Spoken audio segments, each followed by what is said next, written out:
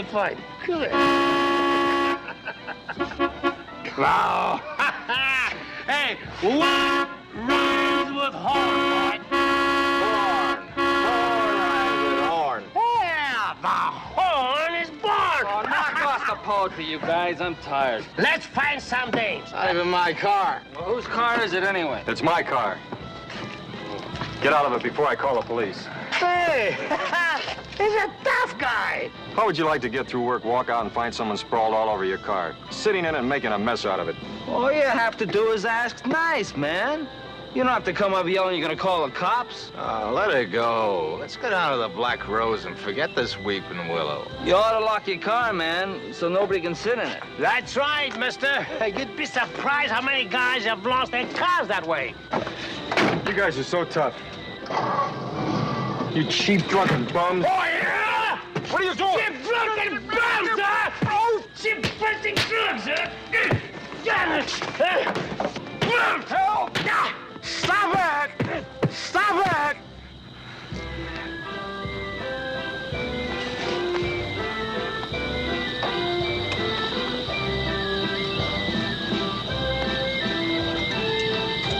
Joe, he's dead.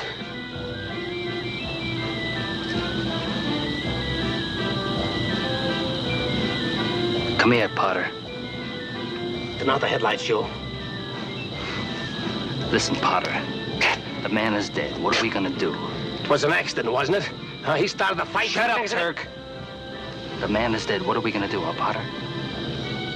I don't know, sir. You don't know, huh? Well, I'm gonna tell you what we're gonna do. We're gonna take your handkerchief and we're gonna wipe away all the fingerprints on this car. Then we're all gonna go down to the Black Swan and we're gonna pick up some dames. Just like nothing happened because we're all involved, you understand? The man is dead, sir. Listen, think. You got us because you wanted color for your poems. Great. You got the color. But don't write no poems about us, you understand? Hey, Joe. Joe. He'll spill. But what do you want us to do? I know a place. We'll take him and hide him out until things calm down. Well, you like the idea?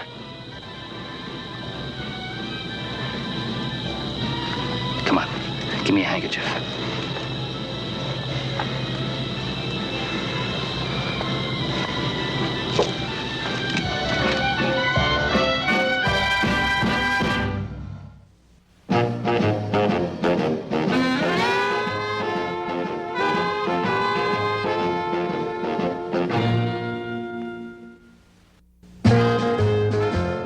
It was chilly in Greenwich Village, and most of the Beat Generation activity was indoors.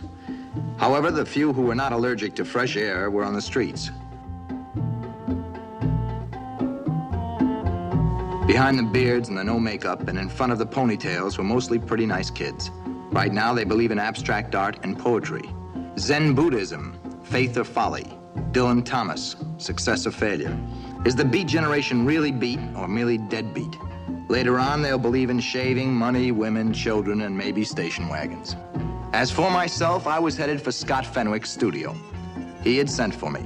Urgent, he said. I assumed he wanted me to contribute to his avant-garde poetry magazine. For emulation has 1,000 songs that one by one pursue. Running, falling, vomiting forth cobras enamored of fire escapes. If you give way, or heads aside from the direct forthright, like to an entered tide, they all rush by and leave you hindmost. One could pass valuable hours, perhaps days, doing nothing but hanging by one's earlobes, strung by a thin white-hot wire, burning with ecstasy.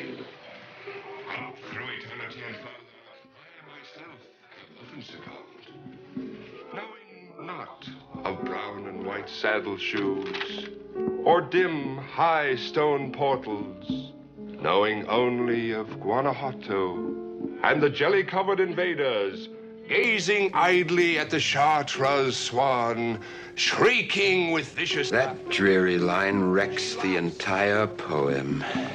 What's up, the loan company foreclosing on the magazine? No, dear Johnny. I'm worried. This is your department. Strange messages have been appearing in the personals column. Which column is that? It's a service column for anyone who wants to buy or sell an old typewriter, adopt a Siamese kitten, or correspond with a kindred soul about W.H. Auden or T.S. Eliot. They're in now, you know. Read this. It appeared 2 issues ago. To Abelard, are you in trouble? Will understand. Signed, Elwaz. Scott. It strikes me there's some sort of code involved. Now, read this one. To Abelard, is it money? I am willing to share whatever I have. Terribly worried. Elwaz. Abelard walked out on Elwaz because he didn't have the cash to take her out anymore. But she's still in love with him, and she's willing to share the wealth. Mystery solved, okay? No, Johnny. This one came in today for the next issue. Read it. Abelard, find me at the Cockatoo any night at 10. We'll wait 5 days, then must go to the police. You're desperate, Elwaz. Well, what do you want me to do? I mean, I send it to the missing persons. Name me one cop that'll go looking for Elwaz and Abelard. I wouldn't blame him. That's why I'm asking you, dear Johnny. I know something is wrong. There's a genuine cry for help in these messages. Scott, your heart is as soft as your head from coddling bad poets. All I ask, dear Johnny, is that you help find out who these 2 people are. Will you do that much? Yes, now you get me your subscription list and we'll go over the names, all right? I've checked. There's nothing there. Besides, there are literally hundreds. All right, we'll have some coffee at the Cockatoo. Maybe we'll ask Elwaz to join us. Well, their espresso is so moldy. Oh, yeah. I'll go. Your Elwaz is right here, Johnny. Not tonight, my Elwaz. Some other night?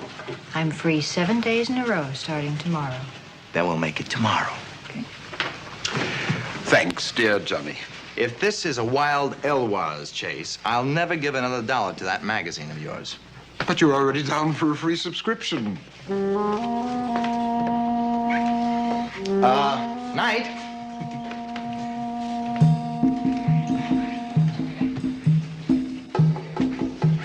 Scott. Yes, dear boy. I'm gonna ask you one question. You're not gonna publish that poem you just read, are you? Oh, yes, I'll publish it, but I will never print that Chartreuse swan shrieking line. Tomorrow. At Waldo's. I'll see you there. I've been there before and you've never seen me. Now I know what to look for.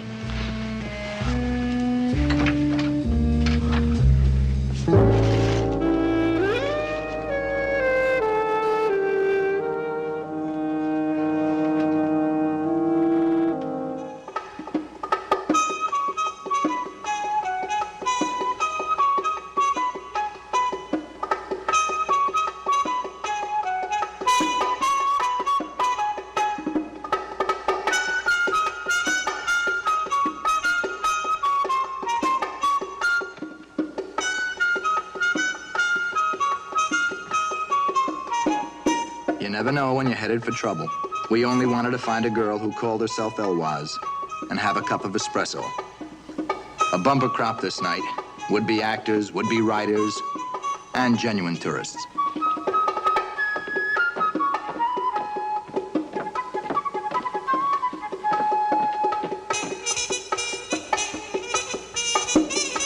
Look, you go that way and I'll go this way, all right? Right, dear boy.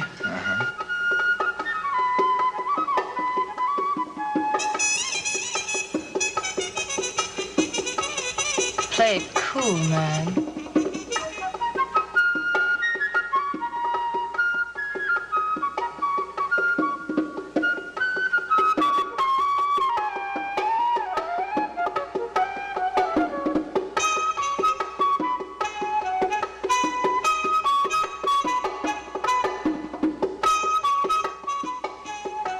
Elwaz?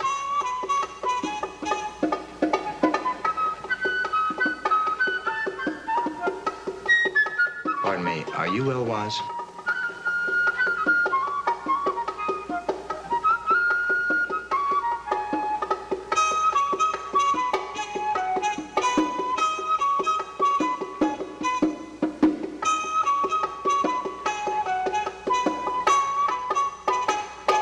Êtes-vous Elwaz, mes chéris?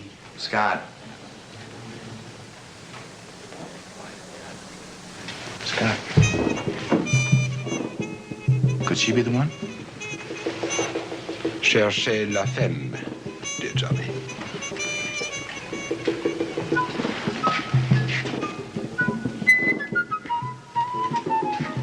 Elwaz? Supposing Abelard doesn't come. What if he didn't read the ads? Why don't you tell me what the matter is? Maybe I can help. Well, how can you help? Try me. Can you find him? He's disappeared and he's been gone for weeks. Who, Abelard? Well, his name is Dick Potter. Why did you put the ad in this? Because he had some poems published in the magazine. They were beautiful poems. What does he do for a living? Well, he's been living on an allowance. I know he's in trouble. Scott! Scott!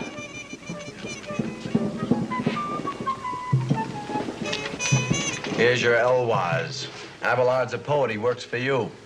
Dick Potter. You know him? Yes, I know Dick. I haven't seen him in a while. What's he got to do with Abelard? Well, I used to call him that because he was always trying to teach me, to express his ideas to me. Then you had a quarrel. No, he simply disappeared. Maybe he wanted to disappear. No, you don't understand. We've been together for 2 years. You know when someone's in love with you. When did you last see him? It was 2 days ago. It was just a glimpse near Washington Square. Did you speak to him? I called to him. I even ran after him. But I lost him somehow. I know he saw me, but he wouldn't talk to me. He wouldn't stop. He was dirty and scraggly, and he had a beard. He had a beard, and he hated me. We'll find him, dear child. Any idea why he might have gone into hiding? No, When did you last see him? I mean, before you saw him in the square. it was Thursday, 6 weeks ago. He went out with 2 friends. I didn't like them. I never met them, but I didn't like what he told me about them. They were from the waterfront. One's name was Turk something. I know them, Turk and Joe. Dick and I once made the rounds of the bars together, some of the waterfront dives. Well, Dick had this ridiculous idea that if he's ever to become a great poet, he has to experience life in the raw. Any idea where I can find this Turk guy?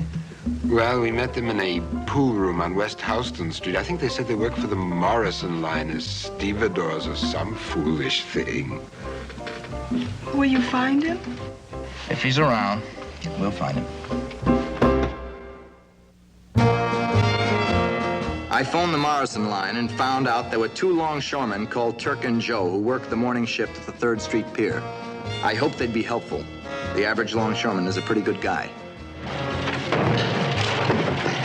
Hey, your name Turk?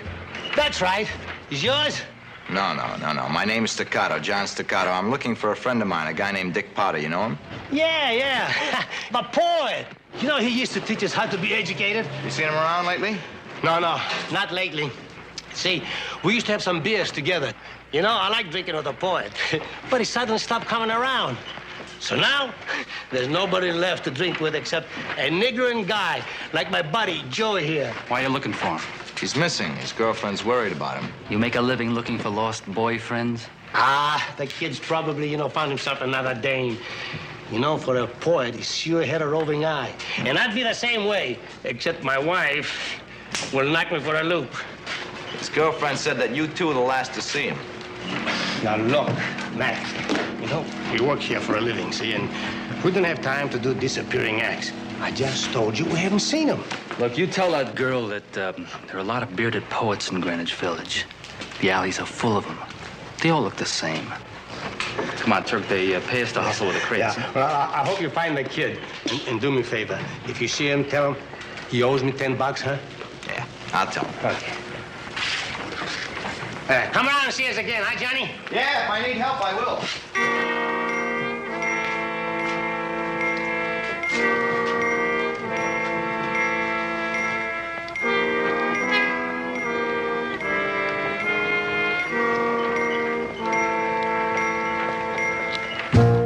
considered one interesting equation.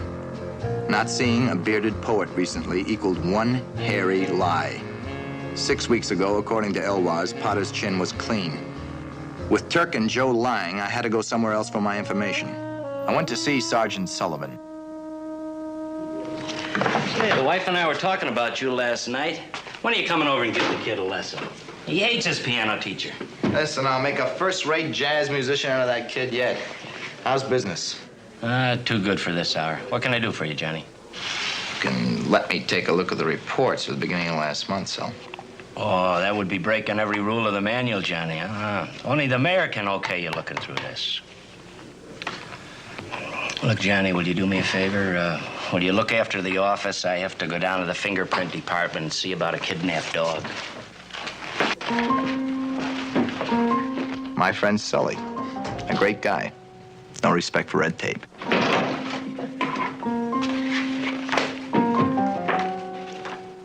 Bank robberies, holdups, narcotics, and one unsolved murder.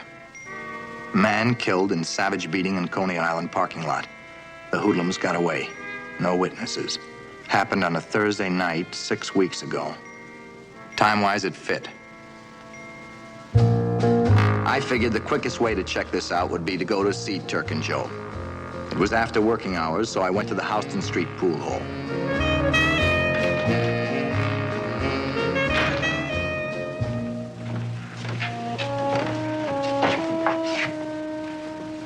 Try banking him.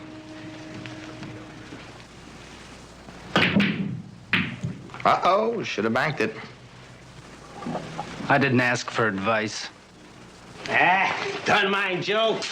But you should sneak up on a guy when he's trying to make a shot. Hey, say hello to Jane. Jane, my friend Johnny Pizza or something. Pizza? Like pie? You're the only one I ever heard name that. Of course, I don't have any prejudice against names. Well, thank you. This is more fun than Coney Island.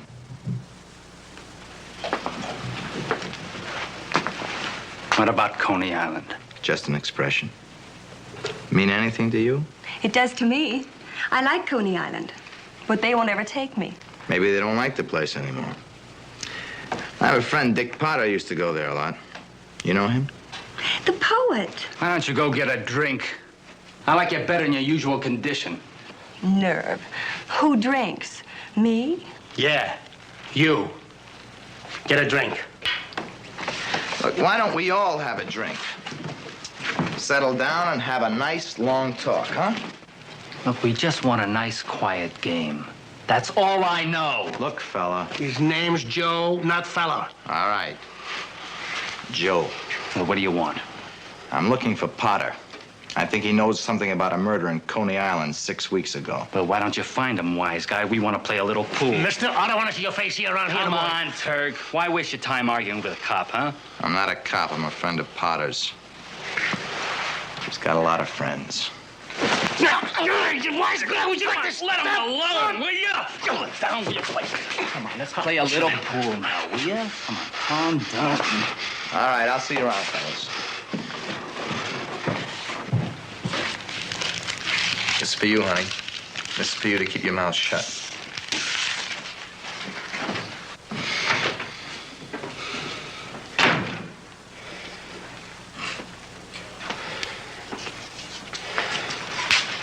What are you gonna do? We're in trouble. Yeah, we drink too much. Next time I'll listen to my wife. The way I figure it is, we got two choices.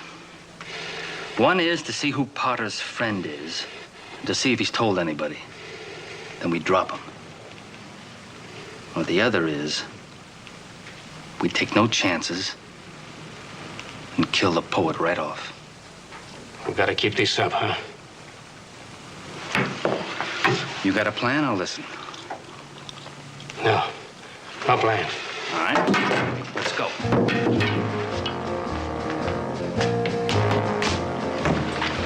You stay right here.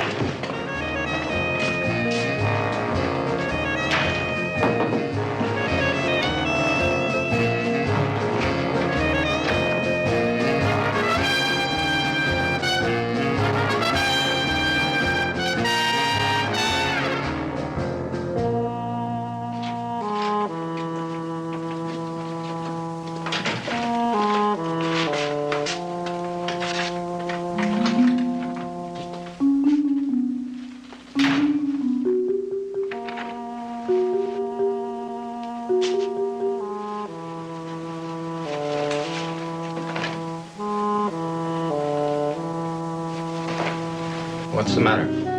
Gotta kill you, kid. You don't have to kill me. I won't tell. You stood here like you told me. I haven't tried to run.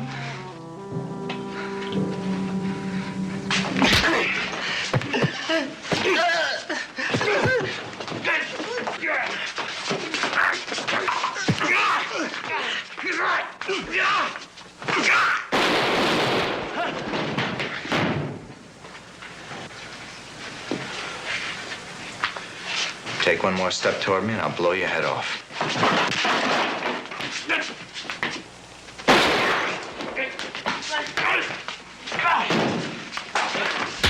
Where are you? Oh!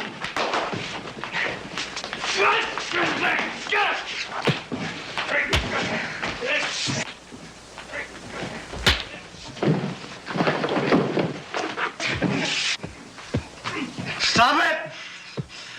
Please stop it!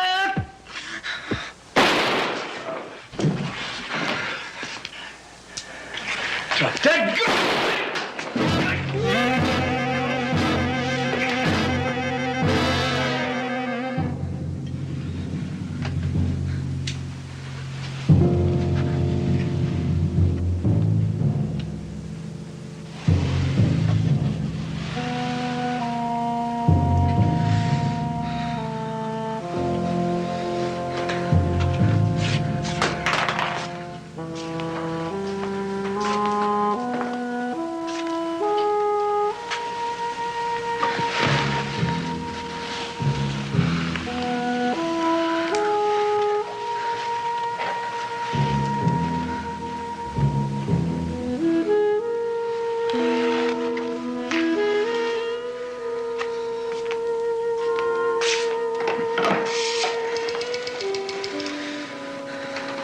Operator, get me the police. I want to report a murder.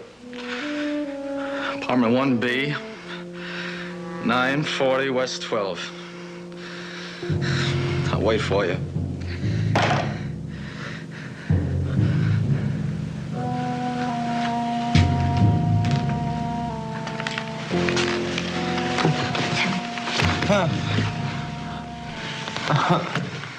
You're gonna be all right.